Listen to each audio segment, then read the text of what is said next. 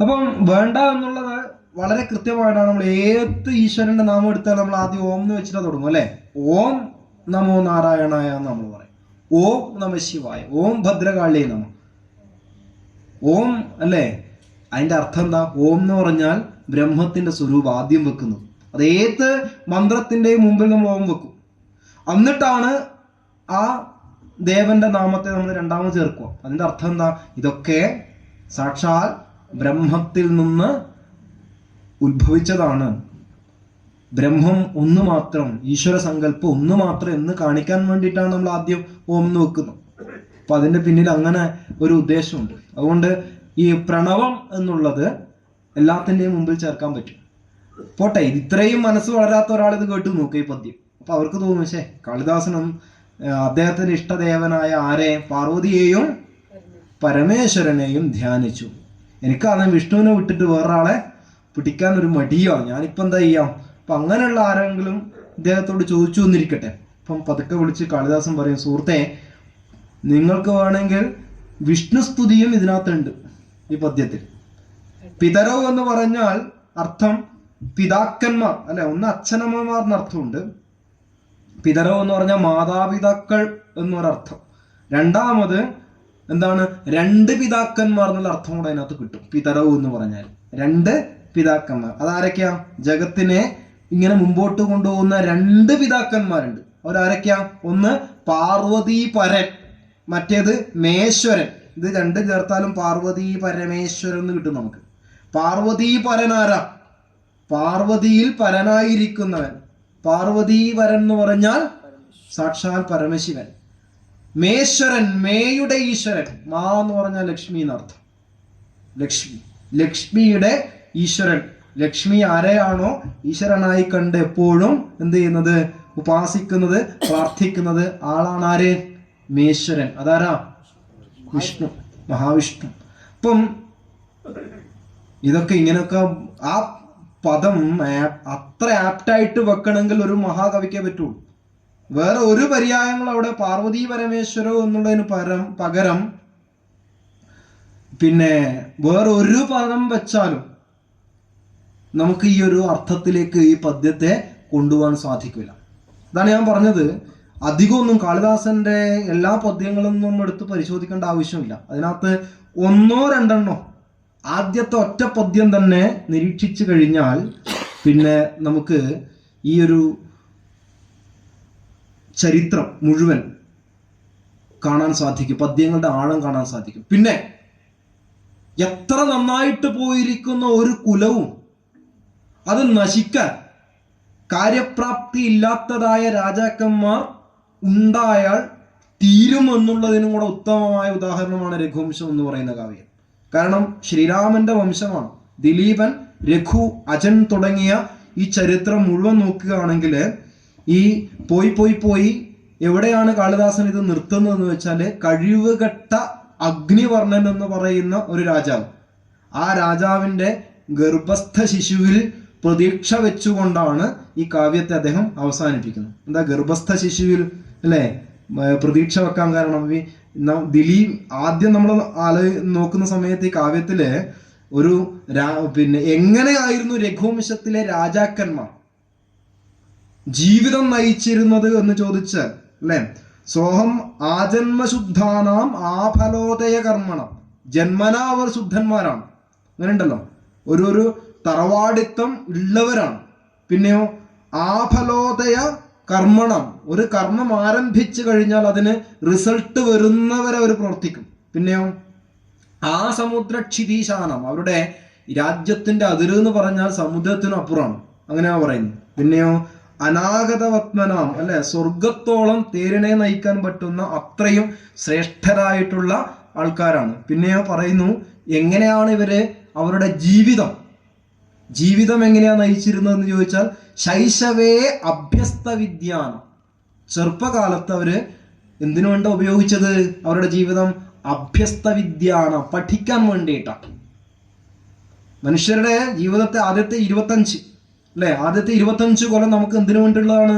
പഠിക്കാനുള്ള, ഒരു സംശയമില്ല. ബ്രഹ്മചര്യ കാലത്ത് കൃത്യമായി ശൈശവകാലത്ത് അഭ്യസ്ത വിദ്യരായിരുന്നു രഘുവംശത്തിലെ മുഴുവൻ രാജാക്കന്മാരും. പിന്നെയോ അത് യൗവനെ വിഷയൈഷിണാം, അല്ലെ, യൗവനത്തിലേക്ക് കയറുന്ന സമയത്ത് വിഷയസുഖങ്ങളിൽ രമിച്ചുകൊണ്ടാണ് അവർ അവരുടെ കാലഘട്ടം നീക്കിയത് നടത്തുക. അടിച്ചു പൊളിച്ചു തന്നെ, ഒരു സംശയമില്ല. ഭാര്യയോടൊപ്പം ടൂറിന് പോയിട്ടും അതുപോലെ തന്നെ വിദേശത്ത് പോയിട്ടും എങ്ങനെയൊക്കെ ഏതൊക്കെ രീതിയിൽ നന്നായിട്ട് ജീവിതം ആസ്വദിക്കാൻ പറ്റിയിട്ടുണ്ടോ അങ്ങനെയൊക്കെ അവർ ആസ്വദിച്ചിട്ടുണ്ട്. തീർന്നോ? അല്ല. എപ്പോഴും ഇങ്ങനെയായിരുന്നു? അല്ല. ഒരു സമയം കഴിഞ്ഞപ്പോൾ അവര് ജീവിതത്തെ മാറ്റി. എങ്ങനെ? വാർദ്ധക്യേ മുനിവൃത്തീന, വയസ്സായ സമയത്ത് എന്തായി? മുനിവൃത്തിയിലേക്ക് തിരിഞ്ഞു വരുന്നർത്ഥം. വിഷയസുഖങ്ങളൊക്കെ മാറ്റിവെച്ച് പരിപൂർണമായി ആധ്യാത്മിക മാർഗത്തിലേക്ക് മാറി തപസ്സും അതുപോലെ തന്നെ ജപവും കൂടുതൽ വിഷയങ്ങൾ പഠിക്കുവാനൊക്കെ. ഓരോ സമയത്തും മനുഷ്യൻ ഓരോന്ന് പറഞ്ഞിട്ടുണ്ട്. പഠിക്കേണ്ട കാലത്ത് പഠിക്കുക. വിവാഹം കഴിച്ചു കഴിഞ്ഞാൽ പിന്നെ സന്യാസിയാവാൻ പാടുണ്ടോ? ഇല്ല. വിവാഹം കഴിച്ചു കഴിഞ്ഞാൽ പിന്നെ വിവാഹം കഴിച്ചിട്ടുള്ള ഒരു ഗൃഹസ്ഥൻ എങ്ങനെയാണോ ജീവിക്കുന്നത് ആ ക്രമത്തിൽ കൃത്യമായിട്ട് ജീവിതം. അതിനുശേഷം പിന്നീട് മുനിവൃത്തിയിലായിരുന്നു ഇവരുടെ ജീവിതം. എന്നിട്ടോ അവസാനോ യോഗാന്തേ തനുത്യജാം, അല്ലെ, ശരീരം ഉപേക്ഷിക്കുന്നത് എങ്ങനെയായിരുന്നു? അവസാനം യോഗിയായിട്ട്. മനസ്സിലായില്ലേ? ജീവിതത്തില് ഒരു സന്യാസിയായി മാറി അവസാനം ഈ ശരീരത്തെ ഉപേക്ഷിച്ചവരായിരുന്നു രഘുവംശ രാജാക്കന്മാർ. നോക്കൂ, ഒരു ജീവിതത്തിന്റെ ഒരു സമഗ്രമായ കാഴ്ചപ്പാട്, ധർമാർത്ഥ കാമ മോക്ഷങ്ങളെ ഇവിടെ ഒരൊറ്റ പദ്യത്തില് കാളിദാസൻ നമുക്ക് തന്നിട്ടുണ്ട്. ഒരൊറ്റ ചിത്രം. അങ്ങനെ ആദ്യത്തെ ഭാഗത്ത് നമ്മളും അങ്ങനെ തന്നെ ആയിരിക്കണം ജീവിതത്തിൽ ധാർമ്മികമായിട്ടുള്ള കാര്യങ്ങൾ പഠിക്കുവാൻ വേണ്ടിയിട്ടുള്ള കാലഘട്ടം. പിന്നെയോ അർത്ഥസമ്പാദനത്തിന് വേണ്ടിയിട്ട് വേണ്ടേ? പണം വേണം ജീവിതത്തിൽ ജീവിക്കാൻ. എന്തായാലും നമ്മുടെ ജീവിതം സുഗമമാവണം. എന്തു വേണം? ധനത്തിന് ഒരു കാരണവശാലും എതിര് നിന്നിട്ടില്ല, ഭാരതം എതിര് നിന്നിട്ടില്ല. അതുകൊണ്ട് അർത്ഥസമ്പാദനത്തിന് വേണ്ടിയിട്ട് അവർ അവരുടെ ജീവിതത്തിന്റെ 2ാം ഭാഗം മാറ്റി വെച്ചു എന്ന് കരുതി മരിക്കുന്നവരെ പൈസ ഉണ്ടാക്കാനാണോ? അല്ല. ഒരു പരിധി കഴിഞ്ഞാൽ 3ാം ഘട്ടത്തിലേക്ക് പോയപ്പോൾ അവരെന്ത് ചെയ്തു?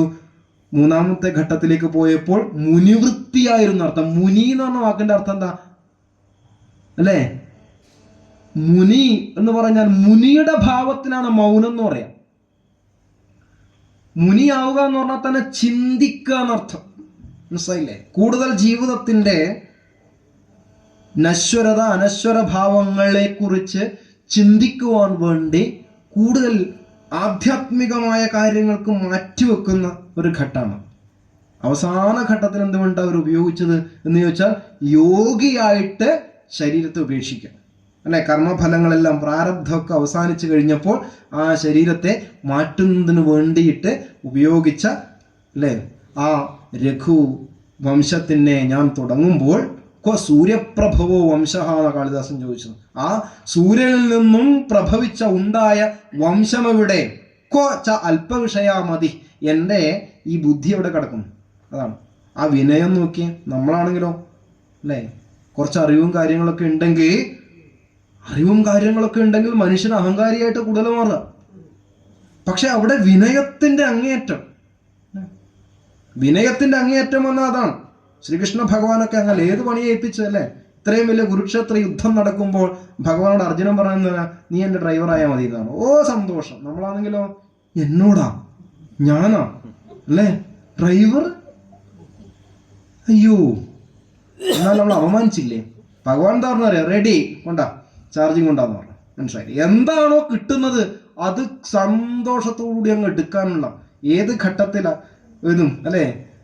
മധുരാധിപതിയോടെ ഡ്രൈവറാവാൻ പറഞ്ഞു. ശരി, നമുക്ക് എന്താ ഡ്രൈവറായി ബന്ധമുള്ളതുകൊണ്ട് എന്താണോ ഏറ്റെടുക്കുന്നത് വളരെ കൃത്യമായിട്ട് ചെയ്യാൻ ഉള്ള കഴിവ്, അല്ലേ? ഇടക്കാലത്ത് എന്തിനു പോയി?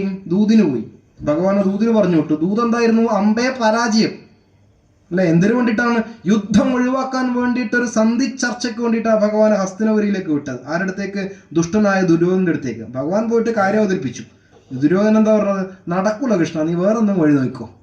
ആയിക്കോട്ടെ, ശരി, ഒന്നും അടുത്ത പരിപാടി നടന്നൂല, അല്ലെ? നമ്മളാണെങ്കിലോ 5 ദിവസം വീട്ടിൽ പുറത്തിറങ്ങൂല. ഞാൻ പോയിട്ട് നടന്നോ? ഇല്ല. പക്ഷെ ഞാനാരാ? ഇന്നേ വരെ ഏതെങ്കിലും കാര്യം നടക്കാതെ ഞാൻ പോയിട്ട് ഇല്ല. നമ്മുടെ മനുഷ്യന്റെ ഉള്ളിൽ ഈഗോ അങ്ങ് വല്ലാതെ കയറും. ഞാൻ മെനക്കെട്ട് നടന്നില്ല പറയുമ്പോൾ ഭഗവാൻ അതൊന്നും ഒരു വിഷയവുമില്ല. എന്താണോ ഓരോ സമയത്ത് എടുക്കുന്ന വേഷം അത് കൃത്യമായി ആടാനുള്ള, ഇതാണ് യോഗേശ്വരാവസ്ഥ എന്ന് പറയുന്നത്. മനുഷ്യൻ ഇങ്ങനെ തന്നെ എന്താണ്, വെള്ളം പോലെ ആവണം ജീവിതത്തിൽ. ഏത് രൂപത്തിലാണ് ആ രൂപത്തിൽ മാറി മറിഞ്ഞിങ്ങനെ അല്ലേ. കുടുംബമാണെങ്കിലും അങ്ങനെയാണ്. കാളിദാസന്റെ ഒരുപാട് ഉദാഹരണങ്ങൾ വരുന്നുണ്ട്. കൂടെ പൊറുക്കാൻ കൂടെ പൊറുക്കണമെന്ന് കുഞ്ഞുണ്ണി മാഷ് പറഞ്ഞ പോലെ ജീവിതം അതാണ്. നമ്മൾ പലപ്പോഴും ഈ ഇഴുകിച്ചേർന്ന് ജീവിക്കുമ്പോഴാണ് മനോഹരമാവുക. ഇഴുകിച്ചേർന്ന് ജീവിക്കുമ്പോൾ അങ്ങനെ പലതും കണ്ടില്ലാന്ന് അടിക്കേണ്ടി വരും. ഈ സോക്രട്ടീസിനെ കുറിച്ച് പറയാറില്ലേ, സോക്രട്ടീസ് അദ്ദേഹത്തിന്റെ വീട്ടിൽ എപ്പോഴും 5-10 പേരുണ്ടാവും പഠിക്കാൻ വേണ്ടി വരിക. അദ്ദേഹത്തിന്റെ ഭാര്യയ്ക്ക് അത് ഒട്ടും ഇഷ്ടമല്ല.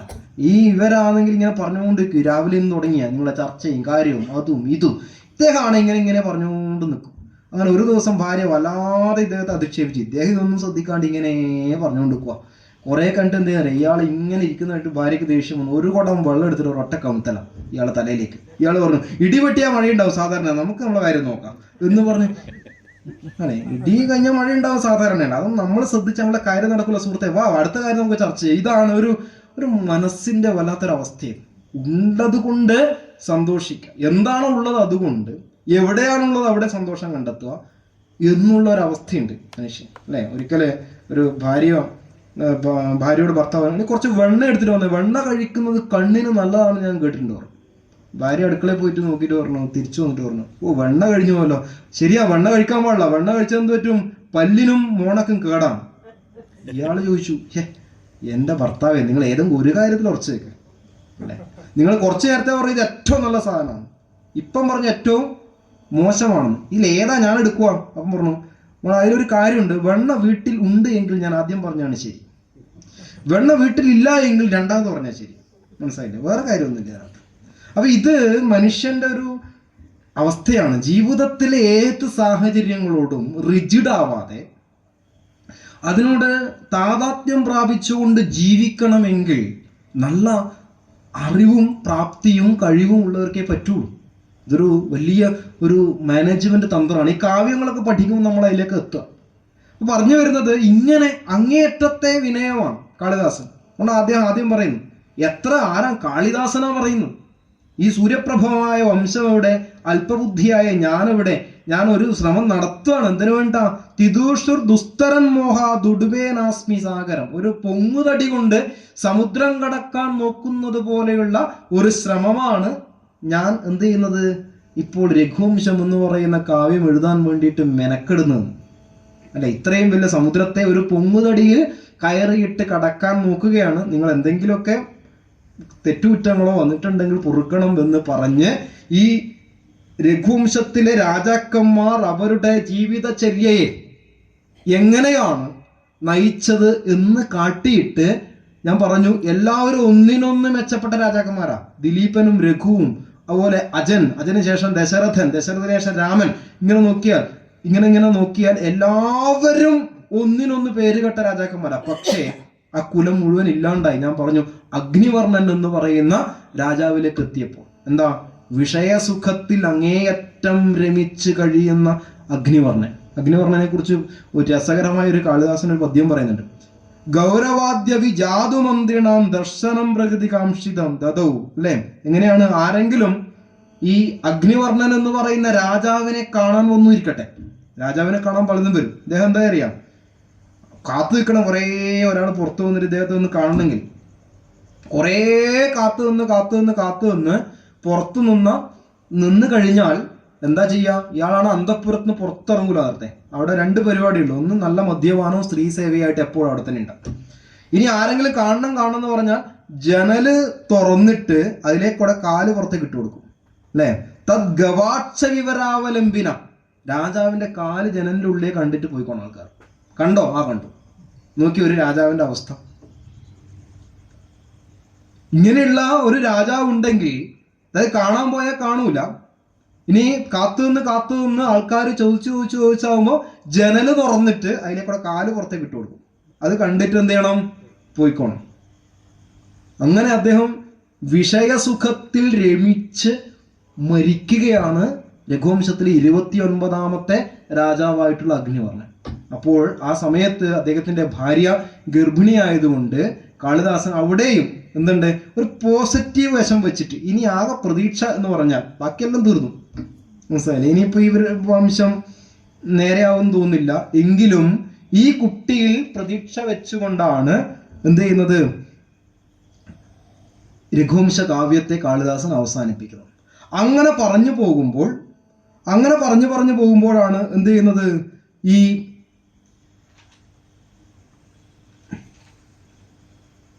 9 മുതൽ 15 വരെയുള്ള സർഗങ്ങൾ എടുത്ത് പരിശോധിച്ചാൽ, കാരണം ഇതിനെപ്പറ്റി ഒരു ചെറിയൊരു ധാരണ കിട്ടാണ്ട് ഞാൻ പറയാൻ പോകുന്ന ഒന്നും നിങ്ങൾക്ക് കിട്ടൂല. രഘുവംശം രാമായണമാണോ പറഞ്ഞത് എന്നൊക്കെ ചിലപ്പം ഇത് കേൾക്കുന്ന ആൾക്കാർക്കൊരു ആകാംക്ഷയും സംശയവും ഉണ്ടാവും. അതുകൊണ്ടാണ് ഇത്രയും കാര്യങ്ങൾ ഞാൻ മുന്നിൽ അവതരിപ്പിച്ചത്. അപ്പൊ അങ്ങനെ പറഞ്ഞു പോകുമ്പോൾ 9 മുതൽ 15 വരെയുള്ള പദ്യങ്ങൾ നോക്കുകയാണെങ്കിൽ അവിടെയാണ് എന്ത് ചെയ്യുന്നത്, ഈ രാമായണത്തിൻ്റെ കഥയെ അദ്ദേഹം അതിൻ്റെ രസമൊട്ടും ചോർന്നു പോകാണ്ട് അവതരിപ്പിക്കുന്ന ഭാഗം. അതിനുശേഷം ഇപ്പം ഞാൻ ഈ അഗ്നിവർണ്ണൻ്റെ കാര്യം പറഞ്ഞത് അവസാനത്തെ സർഗത്തിലാണ്, അവസാനം.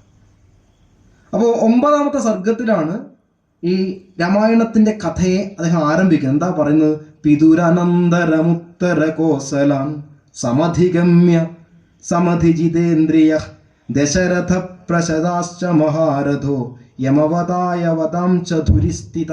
ദശരഥനെ സ്തുതിച്ചുകൊണ്ട് ഒരു പദ്യം. അപ്പം ദശരഥൻ രാജാവായി മാറുകയാണ്. ദശരഥൻ ഈ ഭരണം ഏറ്റെടുക്കുന്ന സമയത്ത് നമ്മൾ രഘുവംശത്തിലെ ഓരോ രാജാക്കന്മാരും ഭരണം ഏറ്റെടുക്കുന്ന സമയത്ത് നമ്മൾ നോക്കിയാൽ മനസ്സിലാവും എങ്ങനെയാണോ രാജ്യം അവരുടെ കയ്യിലേക്കുള്ളത് അതും 10 ഇരട്ടിയാക്കിയിട്ടാണ് തിരിച്ചു കൊടുക്കും. ഭരതൻ ഇത് തന്നെ ചെയ്തത്. ഭരതൻ കേവലം ആ രാമപാദുകങ്ങളെ വെച്ചുകൊണ്ട് രാജ്യം ഭരിച്ചു എങ്കിലും കൊടുക്കുന്ന സമയത്ത്, രാമൻ വന്ന് തിരിച്ചേൽപ്പിക്കുന്ന സമയത്ത് എത്രയോ 10 മടങ്ങ് അത് പിന്നെ വർദ്ധിപ്പിച്ചിട്ടാണ് കൊടുക്കുന്നത്. ഇങ്ങനെ ഓരോ രാജാക്കന്മാരും അതിൻ്റെ ഏറ്റവും ടോപ്പ് ലെവലിൽ നിന്നുകൊണ്ടാണ് കൊടുക്കുന്നത്. അങ്ങനെ ഈ ദശരഥനിലേക്ക് രാജ്യം വന്നു. ദശരഥൻ രാജ്യം വളരെ കൃത്യമായിട്ട് എങ്ങനെയൊക്കെ രാജ്യം ഭരിക്കണം എന്നുള്ള എല്ലാ സാധ്യതയും വെച്ചുകൊണ്ട് ഭരിക്കുകയാണ്.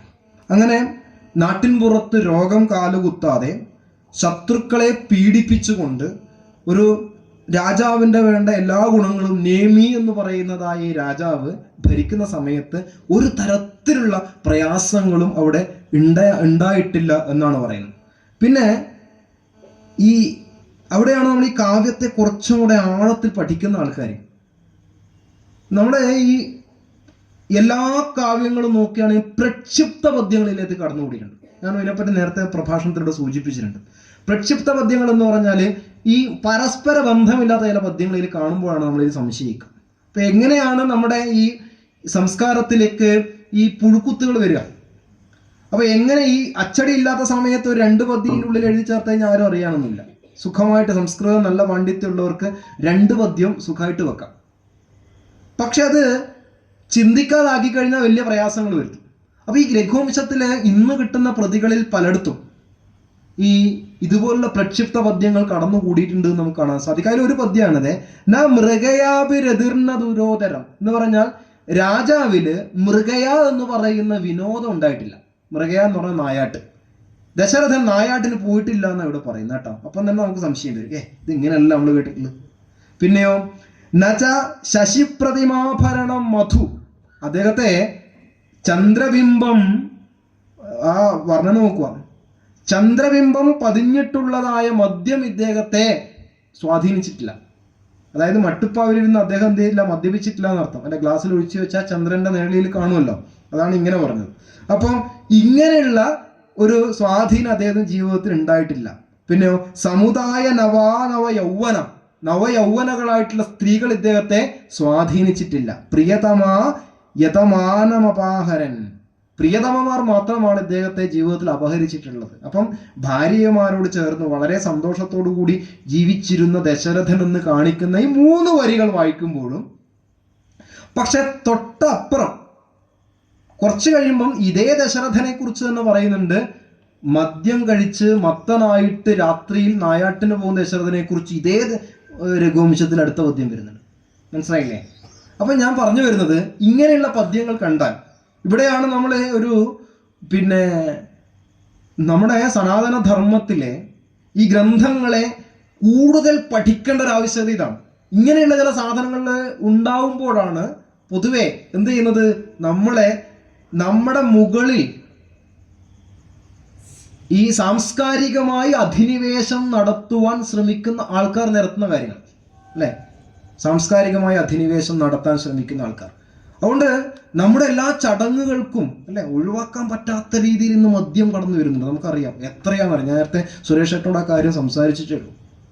മുത്തപ്പനുണ്ടോ അവിടെ എന്തൊരവസ്ഥയാണ്. നമ്മൾ ശരിക്കും നമ്മുടെ തന്ത്രശാസ്ത്ര ഗ്രന്ഥങ്ങൾ നോക്കിക്കഴിഞ്ഞാൽ തന്ത്രശാസ്ത്ര ഗ്രന്ഥങ്ങളിൽ എവിടെയും ഈ ഒരു മദ്യത്ത് റാക്ക് എന്ന് പറയുന്ന സംവിധാനം ഇല്ല. കള്ളുപയോഗിച്ചിരുന്നു. എന്തിനു വേണ്ടിയിട്ടാ? കള്ളിന് നമുക്കറിയാം തെങ്ങിലാണ് കള്ളുണ്ടാവുക അല്ലെ. തെങ്ങ് എന്ന് പറഞ്ഞാൽ മനുഷ്യന്റെ നട്ടലിന്റെ ആകൃതി, നട്ടലിന്റെ രൂപത്തിലാണ് അതിന്റെ രൂപം തന്നെ. അപ്പോൾ നട്ടൽ എന്ന് പറയുന്നത് തന്ത്രശാസ്ത്രം നോക്കിയാൽ മൂലാധാരം, സ്വാധിഷ്ഠാനം, മണിപൂരകം, അനാഹരം, ആജ്ഞ, വിശുദ്ധി, സഹസ്രണം തുടങ്ങിയ ഷഡ്ചക്രങ്ങൾ അടങ്ങിയതായ ഈ നട്ടലിന്റെ ഉള്ളിൽ ഒരു യോഗി അമിതമായ സാധനയിലൂടെ മുമ്പോട്ട് പോകുമ്പോൾ സഹസ്രാര പത്മത്തിൽ ഈശ്വര ദർശനം ഉണ്ടാകുമെന്നും ആനന്ദത്തിൽ ആറാടുമെന്നും ഒരു സങ്കല്പമുണ്ട്. അത് യോഗശാസ്ത്രം നമുക്ക് മുമ്പോട്ട് വെക്കുന്ന ഒരു വളരെ പ്രധാനപ്പെട്ട ഒരു ഉപാസനയുടെ അങ്ങേയറ്റത്തെ തല. അതിൻ്റെ പ്രതീകമാണെന്ത് അല്ലേ? ഈ ബ്രഹ്മാനന്ദത്തിന്റെ പ്രതീകമാണ് കള്ള്. ആനന്ദത്തിന്റെ പ്രതീകം മനസ്സിലാക്കണേ. ഇതാണ് കുടിച്ച് തലകുത്തി മറിയുന്നത്. ആലോചിച്ച് നോക്കി, ആണ് പ്രതീകം. അല്ലാതെ ഈ ഒരു പ്രതീകത്തെ വളരെ വികലമായിട്ട് പ്രത്യേകിച്ച് നമ്മുടെ സമൂഹമാണ് ഏറ്റവും കൂടുതൽ ഉപയോഗപ്പെടുത്തുന്നത്. ഞാൻ ഈ പ്രഭാഷണത്തിന് ഒരു അനുഭവം പറയാണ്ടിരിക്കാൻ പറ്റില്ല. ഞാനിങ്ങനെ പല പ്രഭാഷണത്തിന് പോകുന്നൊക്കെ നാട്ടിൽ എൻ്റെ അടുത്ത സുഹൃത്തുക്കൾ അവരെന്നോട് പറയും, മുകേഷ് നീ അടുത്ത പ്രഭാഷണത്തിൽ ഒരു കാര്യം പറയണം. എന്താ അറിയാം, നമ്മുടെ സഹോദര മതസ്ഥർ നമ്മളെ കുറെ കാലമായിട്ട് കല്യാണത്തിന് വിളിക്കുന്നില്ല. എന്നോട് പറഞ്ഞാൽ നമ്മളെ കല്യാണം ഉണ്ട് അവർ വിളിക്കും, അവർ മനഃപൂർവ്വം നമ്മളെ ഒഴിവാക്കുന്നുണ്ട്. ഒരു പ്രത്യേക മതത്തിൽപ്പെട്ട ആൾക്കാർ നമ്മളെ ഒഴിവാക്കുന്നുണ്ട്. നീ അതുകൊണ്ട് എന്ത് പറയണം, നീ പ്രഭാഷണ സ്ഥലത്ത് പറയണം നമ്മളെ കല്യാണത്തിന് അവരെയും വിളിക്കണ്ട. ഞാൻ പറഞ്ഞു, ഞാൻ കല്യാണം വിളിക്കാൻ വേണ്ട പ്രഭാഷണത്തിന് പോകുന്നു. നമുക്ക് ഉള്ള വിഷയം തന്നെ പറഞ്ഞിരുന്നില്ല ഇവിടെ എന്നല്ലേ, ഉള്ള വിഷയം പറഞ്ഞു തരണ്ട, എന്നിട്ട് വേണ്ടേ മറ്റു കാര്യങ്ങൾ ഇടപെടാൻ. ഞാൻ പറഞ്ഞു എവിടെയെങ്കിലും സാഹചര്യം കിട്ടിയാൽ സൂചിപ്പിക്കുക എന്നല്ലാണ്ട് വേറെ ഒന്നും പറയാൻ പറ്റാതെ ഞാൻ അവിടെ പറഞ്ഞു വിട്ടു. ഇങ്ങനെ നിൽക്കുമ്പോഴാണ് ഒരാഴ്ച മുമ്പ് എൻ്റെ ഏറ്റവും അടുത്തൊരു സുഹൃത്ത് കല്യാണം വിളിച്ചു. അല്ലെ ഒരു ഹസനോട് പറഞ്ഞു, മേഡം നീ കല്യാണത്തിന് വേണ്ട, എൻ്റെ പെങ്ങളെ മോളെ കല്യാണം എന്ന് പറഞ്ഞു. ഞാൻ പറഞ്ഞോടാ, നിങ്ങളെ സമുദായത്തിൽപ്പെട്ട ചില ആൾക്കാർ ഇപ്പോൾ ഒരു പണി ചെയ്യുന്നുണ്ട്. എന്ത് നമ്മളെ പലരെ ഇങ്ങനെ ഒഴിവാക്കുന്നുണ്ടെന്ന് പറഞ്ഞിട്ടുള്ള അതിലെന്തെങ്കിലും കാര്യം ഉണ്ടാകാൻ സാധിച്ചു. എന്നാൽ അവൻ എന്നോട് സത്യസന്ധമായിട്ടൊരു കാര്യം പറഞ്ഞിട്ടുണ്ട്. എടാ, നമുക്ക് വിളിക്കുന്നതിൽ വളരെ സന്തോഷമുള്ളൂ. നിങ്ങൾ ആൾക്കാരുടെ പ്രശ്നം വെച്ചാൽ ഒരു 1:30-2 മണിയാകും വരും നല്ല ഓണം സാധനവും കഴിച്ചിട്ട്. പറഞ്ഞാണ്. എന്നിട്ടോ ഈ വന്നിരുന്നിട്ട് പിന്നെ എന്ന് പറഞ്ഞാൽ ലോകത്തുള്ള വിശേഷം മുഴുവൻ പറയും. അത് സഹിക്കാം, പോട്ടെ. നമ്മളെ വിവാഹ ചടങ്ങ് പ്രകാരം 2 മണിക്ക് പെണ്ണിന്റെയോ ചെറുക്കന്റെയോ വീട്ടിലേക്ക് വിരുന്നിന് പോകേണ്ട സമയമാണ്. എണീക്കാണ്ട് നമുക്ക് പോകാൻ പറ്റും? ഇവരാണ് എണീക്കൂല്ല. ആ സമയത്ത് ഭക്ഷണം ഉണ്ടാവും, അതുമില്ല. എന്തൊരു കഷ്ടമെന്നറിയാം. അതുകൊണ്ട് പൊതുവെ ഒരു ധാരണ നിങ്ങൾ ആലോചിച്ച് നോക്കണം. പൊതുവെ ഒരു ചെറിയൊരു ധാരണ ഉണ്ട് എന്ന്. ആരതിന് കാരണം? നമ്മള് ഒരു സനാതന ധർമ്മ, ഹൈന്ദവ ധർമ്മം, അതിനെ ആരെ കൂട്ടുപിടിക്കുന്നത്? അത് മുത്തപ്പൻ. എന്തറിഞ്ഞു ഭഗവാനെ. ഇങ്ങനെയുള്ള ഈശ്വരന്മാരെ നമ്മുടെ ചില സ്വകാര്യ കാര്യങ്ങൾക്ക് വേണ്ടി കൂട്ടുപിടിച്ച് സനാതന ധർമ്മത്തെ ശരിക്കും ഞാൻ നേരത്തെ പറഞ്ഞ പോലെ വല്ലാത്ത രീതിയിൽ അവഹേളിക്കുന്നുണ്ട് സമൂഹത്തിൽ. തിരിച്ചറിയണം നമ്മൾ. അതിനെ എങ്ങനെ പ്രതിരോധിക്കാം? അതിന് ചെയ്യാൻ പറ്റിയ കാര്യത്തിൽ നമ്മുടെ വീടുകളിൽ വിവാഹമോ മറ്റോ കാര്യങ്ങളുണ്ടെങ്കിൽ ഈ സാധനം അടുപ്പിക്കാണ്ട് വെക്കുക. എന്ത് വരുന്നങ്ങ് വരട്ടെ, എന്ത് സംഭവിക്കട്ടെ. ധൈര്യം ഉണ്ടോ നിങ്ങൾക്ക്? ഞാൻ വീട്ടിൽ ചെയ്യാറുണ്ട്. അങ്ങനെയുള്ളവർ വന്നാൽ മതി. എൻ്റെ വീട്ടിൽ ഈ വെള്ളാട്ടം, മുത്തപ്പനൊക്കെ നടക്കാറുണ്ട്. പക്ഷെ അവർക്ക് ചടങ്ങിന് അത്രയാണ്, അതിൽ കൂടുതലല്ലാണ്ട് ഒരു തുള്ളി ഉണ്ടാവില്ല. കാരണം അതിൻ്റെ ഭാഗമാണ്. അതിന് ഇങ്ങനെ ഒരു സങ്കല്പമുണ്ട്. അല്ലാണ്ട് ഇത് കൂത്താടാനുള്ള അവസരമല്ല. പിന്നെ നമ്മൾ എവിടെ ഇത് പറയാം? നമ്മൾ ഓരോരുത്തരും സനാതന ധർമ്മത്തിൽ അടിയുറച്ച് വിശ്വസിക്കുന്ന, ഇത് വളരണം, ഈ ധർമ്മം ഇത് നിലനിൽക്കണം എന്ന ചിന്തയുള്ളവർ ശക്തമായ ചില തീരുമാനങ്ങൾ എടുത്തു കഴിഞ്ഞാൽ തീരുന്ന പ്രശ്നമേ ഉള്ളൂ. നമ്മുടെ ഈ പുരാണങ്ങൾ എവിടെ പരിശോധിച്ചു കഴിഞ്ഞാലും മദ്യപിച്ച് കൂത്താടുന്ന രീതിയിലുള്ള വർണ്ണനകളൊന്നും എവിടെയില്ല. മദ്യം വിഷമാണ്, പക്ഷെ ചിലവര് മദ്യം വിഷമാണെന്ന് പറയുമ്പോൾ അതില്ലെങ്കിൽ വിഷമമാണെന്ന് നമ്മൾ ചേർത്തു അല്ലെ. ഗുരു അത് വിഷമാണെന്ന് പറഞ്ഞു. അത്ര കാരണം ഈ ഒരു വിപത്ത് വല്ലാത്ത രീതിയിൽ നമ്മുടെ സമൂഹത്തെ ബാധിച്ചിട്ടുണ്ട്, പറയാതിരിക്കാൻ പറ്റില്ല. അപ്പൊ ഏതായാലും ഇവിടെ രഘുവംശത്തിലായാലും ശരി ഇങ്ങനെ ചില പദ്യങ്ങൾ കടന്നു വരുന്നുണ്ട്, സത്യമാണ്. ആ പദ്യങ്ങൾ എങ്ങനെ കടന്നു വന്നു എന്നുള്ളത് വളരെ ശ്രദ്ധയോടുകൂടി നമ്മൾ മനസ്സിലാക്കണം. അപ്പൊ കുറച്ചു കഴിഞ്ഞ് അങ്ങോട്ട് പോകുന്ന സമയത്ത് ഞാൻ നേരത്തെ സൂചിപ്പിച്ചു, ഇതേപോലെ തന്നെ ഈ മൃഗയാ വ്യാപാരത്തിന് വേണ്ടിയിട്ട് പോകുന്ന ദശരഥനെ വർണ്ണിക്കുന്നുണ്ട്. എന്തിനു വേണ്ടിയിട്ടാണ് രാജാക്കന്മാർക്ക് മൃഗയാ വ്യാപാരം അല്ലെ? പണ്ട് കാലത്ത് നായാട്ട് എന്നുള്ളതായ സന്ദർഭം രാജാക്കന്മാർക്ക് വിധിച്ചിട്ടുണ്ട്. എന്തിന് എന്ന് ചോദിച്ചാൽ അവിടെ അങ്ങനെയുള്ള പദ്യങ്ങൾക്ക് ഉത്തരം കിട്ടണമെങ്കിൽ ഞാൻ പറഞ്ഞ രഘുവംശാദി കാവ്യങ്ങൾ നോക്കണം, അവിടെയാണ്. അല്ലെങ്കിൽ ഈ പാവ മൃഗങ്ങളെയൊക്കെ കൊന്നൊടുക്കി ഇങ്ങനെ രാജാവ് എന്ന് പറഞ്ഞാൽ ഒരു മര്യാദ ഇല്ല ഇയാൾക്ക് എന്ന് നമുക്ക് തോന്നും. പക്ഷേ ഒരു കാലത്ത് നമുക്കറിയാം നാട് മുഴുവൻ കാട് പിടിച്ച് നടന്ന സ്ഥലമാണ്. അവിടെ 2-3 കാര്യങ്ങളുണ്ട്. എന്തിനു വേണ്ട? പരിചയം ചല ലക്ഷ്യ നിപാതനെ അല്ലെ. ഒരു രാജാവ് എന്ന് പറഞ്ഞാൽ 365 ദിവസം യുദ്ധമൊന്നും ഉണ്ടാവില്ല. പക്ഷെ എന്ത് വേണം? പഠിച്ച അസ്ത്രവിദ്യകൾ സ്റ്റേബിൾ ആയിട്ട് നിലനിർത്തണം. വേണ്ടേ? ഏത് സമയത്താ യുദ്ധം എന്ന് പറയാൻ പറ്റൂല. അല്ലാണ്ട് പണ്ട് ഞാൻ എല്ലാം പ്രാക്ടീസ് എല്ലാം കഴിഞ്ഞിട്ടുണ്ട്, ഇപ്പൊ 10 കൊല്ലം കണ്ട യുദ്ധം വരുന്നുണ്ടെങ്കിൽ തോക്കെടുക്കാനും പിടിക്കാനും മറന്നുപോയ പിന്നെ എന്ത് ചെയ്യുക? അസ്ത്രം അയക്കാനും. അപ്പം ഈ പഠിച്ച വിദ്യകളെ സ്റ്റേബിൾ ആയിട്ട് നിലനിർത്തണമെങ്കിൽ അതിന് രാജാക്കന്മാർക്ക് എന്ത് വിധിച്ചിട്ടുണ്ട്? നായാട്ട് വിധിച്ചിട്ടുണ്ട്. നമ്മുടെ ധർമ്മശാസ്ത്രങ്ങൾ നോക്കിയാൽ എന്തിനു വേണ്ടിയിട്ടാ? പരിചയം ചലലക്ഷ്യ നിപാതനെ അല്ലെ. ഇളകുന്ന ലക്ഷ്യത്തിലേക്ക് അമ്പയച്ച് കൊള്ളിക്കണമെങ്കിൽ എന്ത് വേണം? ഇതാവശ്യമാണ്. പിന്നെയോ ഭയരുരോശ്ച തദിംഗിതബോധനം. ഭയം കൊണ്ട് ശത്രുക്കൾ ഭയം കൊണ്ട് ഓടുന്ന സമയത്ത് ഒരാൾ ഭയക്കുമ്പോഴാണ് എന്തും ചെയ്യുക. അതുകൊണ്ട് മനസ്സിലായില്ലേ? ഭയപ്പെടുത്തിയാൽ വലിയ പ്രശ്നം. നമുക്കൊരു പൂച്ചയെ ഒരു റൂമിലിട്ടിട്ട് നമുക്ക് ഒരിക്കലും അതിനെ പിടിക്കാനോ ചാക്കലാക്കാനോ പറ്റൂല. നമ്മൾ ശ്രദ്ധിച്ചാൽ മനസ്സിലാവും. അത്ര ഭീകരമാവും എൻ്റെ സ്വഭാവം. വളരെ ചെറിയ ജീവിയല്ലേ, പറഞ്ഞിട്ട് കാര്യമില്ല. ഭയന്ന് കഴിഞ്ഞാൽ ഇത്രയും ക്രൂരമായി ആക്രമിക്കുന്ന ജീവി വേറെയില്ല. പക്ഷേ കൂടെ കൂടിക്കഴിഞ്ഞാൽ ചാക്കിലോ എവിടെ വേണമെങ്കിൽ നമുക്ക് ആക്കാം. അതിന് അത്ര സ്നേഹത്തോട് സമീപിച്ച് അങ്ങനെയാണ്. പക്ഷെ ഭയപ്പെടുത്തിയാൽ നമുക്ക് ഇതിനോട് അടുക്കാൻ പറ്റില്ല. അപ്പൊ ഭയക്കുന്ന ജീവികൾ എങ്ങനെയാണ് പ്രതികരിക്കുക, അതിന് കണക്കായിട്ട് എങ്ങനെ സ്ട്രാറ്റജി മാറ്റണം എന്നുള്ളതിനെ കുറിച്ച് പഠിക്കുവാൻ വേണ്ടിയിട്ട് രാജാക്കന്മാർക്ക് ധർമ്മശാസ്ത്ര ഗ്രന്ഥങ്ങൾ നോക്കിക്കഴിഞ്ഞാൽ എന്ത് വിധിച്ചിട്ടുണ്ട്? നായാട്ട് വിധിച്ചിട്ടുണ്ട്. പിന്നെ ശ്രമം അജായാ പ്രഗുണാംശ കരോത്യസോ. ശരീരത്തിന് ശ്രമം വേണം എന്ന് പറഞ്ഞാൽ എക്സസൈസ് വേണം അല്ലേ.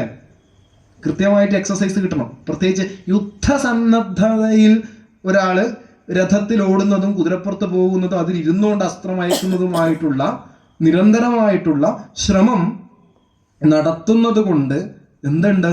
ഈ പഠിച്ച വിദ്യകളെ എന്ത് പറ്റും? സ്റ്റേബിളായിട്ട് നിലനിർത്തുവാനുള്ള ഒരു കഴിവ് അവരിലേക്ക് പതുക്കെ വന്നു ചേരുന്നുണ്ട് എന്ന് രഘുവംശ കാവ്യത്തിന്റെ 9ാമത്തെ സർഗത്തിൽ കാളിദാസൻ കൃത്യമായി എഴുതി ചേർത്തിട്ടുണ്ട്. ഞാൻ പറയുന്നത് ഒരു കവിയാകണമെങ്കിൽ ഏത് ശാസ്ത്രശാഖകളെ കുറിച്ചും കൃത്യമായി ലോകത്തിന്റെ നാട്ടുനടപ്പ് മുഴുവൻ വളരെ കൃത്യമായി അറിഞ്ഞു വെച്ചാൽ മാത്രമേ എന്ത് ചെയ്യാൻ സാധിക്കുള്ളൂ? ഇതുപോലുള്ള വർണ്ണനാവിശേഷങ്ങൾ നടക്കുവാൻ സാധിക്കുള്ളൂ. മാത്രമല്ല ഈ ധർമ്മശാസ്ത്ര ഗ്രന്ഥങ്ങളിൽ ഒരു രാജാവ് നായാട്ടിന് പോകുമ്പോൾ ഏതൊക്കെ മൃഗങ്ങളുടെ നേർക്ക് അസ്ത്രം അയക്കണം അയക്കരുത് എന്നുള്ള കൃത്യമായി എഴുതി വെച്ചിട്ടുണ്ട്. അതിൽ ഒരു മൃഗമാണ് ആന. ആനയുടെ നേർക്ക് എന്ത് ചെയ്യാൻ പാടില്ല? അസ്ത്രം അയക്കാൻ പാടില്ല എന്ന് രേഖപ്പെടുത്തി വെച്ചിട്ടുണ്ട്. ഇവിടെ നമുക്ക് നോക്കിയാൽ മനസ്സിലാവും ദശരഥന് ജീവിതത്തിൽ പറ്റിയ ഏറ്റവും വലിയ അബദ്ധത്തിൽ ഒന്നാണ് എന്ത്? ആനയുടെ നേർക്ക്.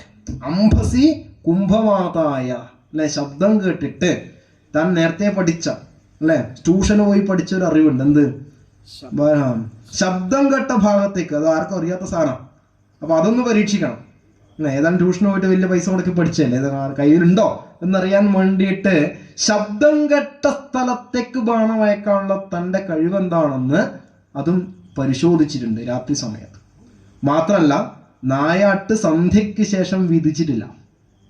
നോക്കണം, ഒരു രാജാവ് ഇത്രയും കാര്യങ്ങൾ വയലറ്റ് ചെയ്തപ്പോൾ ആ കുലം മുഴുവൻ അതോടുകൂടി എത്ര ആൾക്ക് ബുദ്ധിമുട്ടുണ്ടാക്കി നമുക്ക് നോക്കുക. ഭരണാധികാരികൾ ചില നിയമങ്ങൾ വയലറ്റ് ചെയ്തു കഴിഞ്ഞാൽ ആരൊക്കെ ബാധിക്കും അല്ലേ? ഒന്നാമത്തെ ഉദാഹരണം ദശരഥൻ. ഒന്ന്, എന്താകാൻ പാടില്ല? രാത്രിയിൽ നായാട്ടിന് പോകാൻ പാടില്ല. പോയി ഇദ്ദേഹം. അതിന് ശ്രവണകുമാരനും അദ്ദേഹത്തിൻ്റെ കുടുംബത്തിനും അതുകൊണ്ട് ക്ഷതമുണ്ടായി, ഈ പോക്കുകൊണ്ട്. അങ്ങനെ ശാപം ഒക്കെ ഈ രാമായണത്തിന്റെ ഗതിവിഗതി തന്നെ മാറ്റിമറിക്കുന്നതാണ് എന്ത് ചെയ്യുന്നത്? ഈ ദശരഥന്റെ ഈ പോക്ക്. അതുകൊണ്ടാണ് ഈ ശാപവും തുടർന്നും എല്ലാം വരുന്നത്. ഒരുപക്ഷെ കൗസല്യയിൽ ആദ്യം മക്കളില്ലാത്തതിന് കാരണം തന്നെ ഈ ശാപമാണ്. മനസ്സിലായില്ലേ? അത്ര ശക്തമായ ശാപമാണ് അദ്ദേഹം ആദ്യം ഈ സമയത്ത് മേടിച്ചു വെച്ചിട്ടുള്ളത്. പിന്നെ അദ്ദേഹത്തിന്റെ വളരെ കൃത്യമായിട്ട് നായാട്ട് വൈഭവം എത്ര അറിയോ? ലക്ഷീകൃതസ്യ ഹരിണസ്യ ഹരിപ്രഭാവ. അദ്ദേഹം ഒരു മാനിനെ ലക്ഷ്യമാക്കിയിട്ട് ഇങ്ങനെ അമ്പ് പിടിച്ചു വലിക്കുകയാണ്, അതായത് ചെവിയോളം വലിച്ചു. പിന്നെ പ്രേക്ഷ്യപ്രിയാം സഹചരിയും വ്യവധായ ദേഹം, അത് അമ്പ് കൊള്ളും എന്ന് കണ്ടപ്പോൾ ആർക്ക്?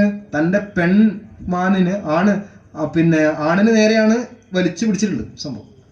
അങ്ങനെ വലിച്ചു പിടിച്ച സമയത്ത് ചെവിയോളം വലിച്ചതായ ഒരു അമ്പ് അവസാനമാണ് അത്ര. ഇവിടം വരെ വലിച്ച പിന്നെ അത് എന്ത് ചെയ്യാൻ പറ്റില്ല, പിന്നെ വിടലേ രക്ഷയുള്ളൂ, പിന്നെ തിരിച്ചെടുക്കാൻ പറ്റില്ല, അതാവസ്ഥ. അപ്പം ലക്ഷ്യം വെച്ചിട്ടുള്ളത് ആണിന്റെ നേരെയാണ്. അപ്പോൾ എന്ത് ചെയ്തു? പ്രേക്ഷ്യപ്രിയാം, ഇത് ഈ മാനിന്റെ ഭാര്യ കാണുകയാണ്. എന്നിട്ട് എന്ത് ചെയ്യും? അതിന്റെ മുമ്പിൽ വന്ന് മറിഞ്ഞു നിൽക്കുക. കൊള്ളുന്നുണ്ടെങ്കിൽ ആ അമ്പ് ആദ്യം നോക്കുക. ആ ഒരു വർണ്ണനയുടെ മനോഹരമൊക്കെ നോക്കിയോ നിങ്ങൾ, എത്ര ഭംഗിയായിട്ടാണ്. എന്നിട്ടോ ആകർണ്യകൃഷ്ടമവി, അതാണ് ചെവിയോളം വലിച്ചിട്ടുള്ളതായ അമ്പ് എന്ത് ചെയ്തു? വളരെ പ്രയാസപ്പെട്ട് അദ്ദേഹം തിരിച്ചെടുത്തു എന്ന് പറയും. അയച്ചു കഴിഞ്ഞാൽ ഏതെങ്കിലും ഒന്ന് ഉറപ്പായിട്ടും ചാവും. മനസ്സിലായില്ലേ? അത്ര വലിച്ചെടുത്തിട്ട് അത് കാണുമ്പോഴാണ് എന്ത്?